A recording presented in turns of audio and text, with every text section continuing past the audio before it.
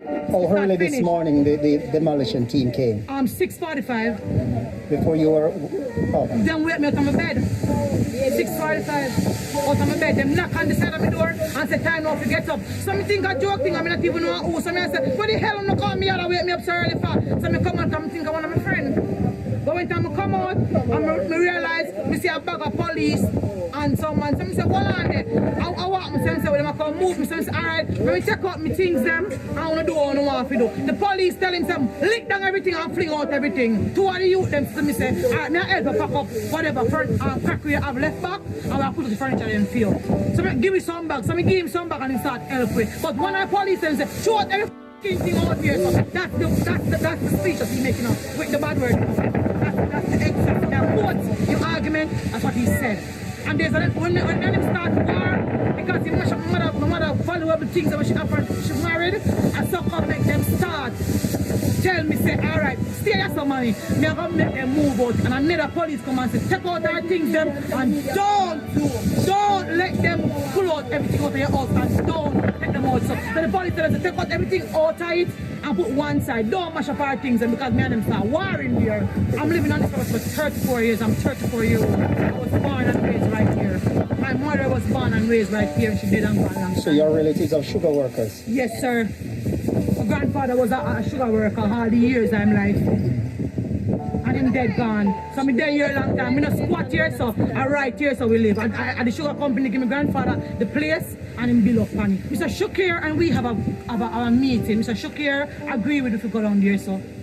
We told Mr. Shukir about some places where we would have good access to water. Mr. Shukir disagree with everywhere else so we give him, but him say down there, so we have to go. Where? White Road, Mahooks Pen.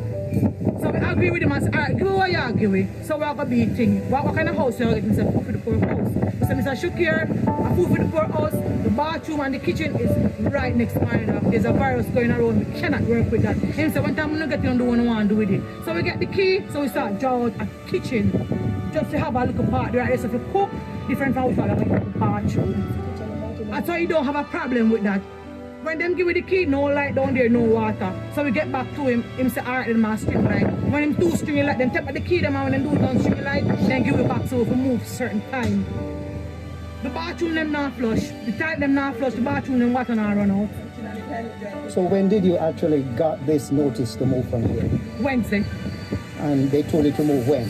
Friday, yesterday. And you did not get a chance to move? We never signed the paper because the house them not finished and them not come back down there come fix nothing. So and the roof them are leak and everything. Nothing done. I fix up the place. What am I going to do now? Look, see me tell them and something less so I go to the place.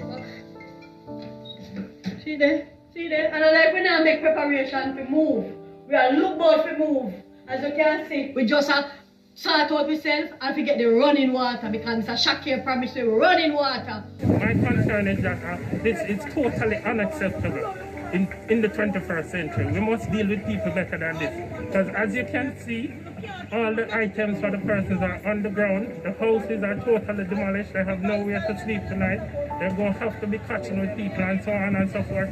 We cannot be doing this at this time. This is totally irresponsible, unacceptable, and we cannot allow this to continue going on. I've reached out and escalated the matter to other persons within the party and we'll be touring sometime and to say how best we can resolve the matter. And we have reached out to SCJ. I personally have written to Mr. Shakir for him to intervene. When I got the message that they're coming to destroy the property, I haven't gotten any responses yet. I've emailed him, I've personally dropped off a letter, I've called him, I haven't gotten a response. As soon as he get back to me, we'll see how best we can help the people because we cannot allow people to live like this. I cannot imagine myself in this situation. So we can't afford to do this to people. All persons' lives matter, regardless whether you think they're poor or they're disadvantaged or whatever.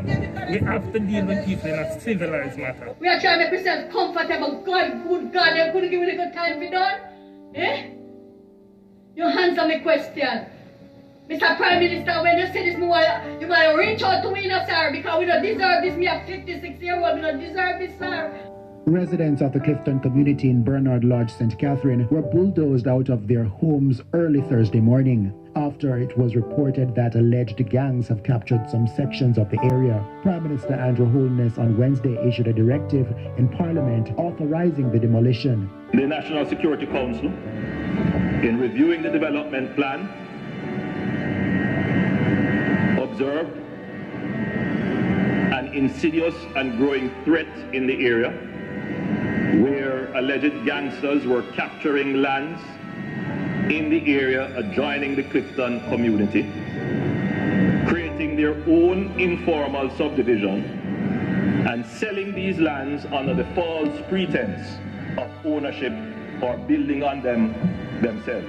Evening with a developing story. A school principal has been charged for a number of breaches in relation to the unlawful sale of lands in the Bernard Lodge area of St. Catherine.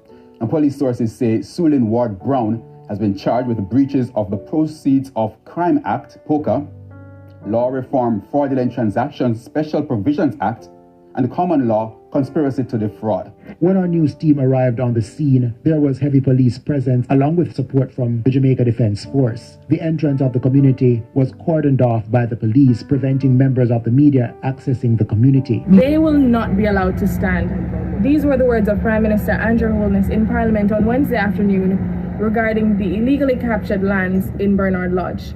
True to his word, today, police officials are demolishing the structures that were erected on these lands.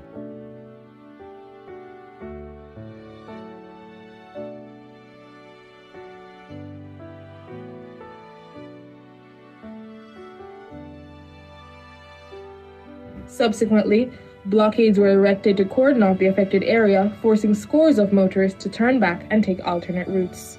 One inconsolable victim of the demolition said she now has no clue what her next steps will be, as she spent her last $800,000 on the lot she was building on. Give me PRN and my ID and then sign up the receipt give me.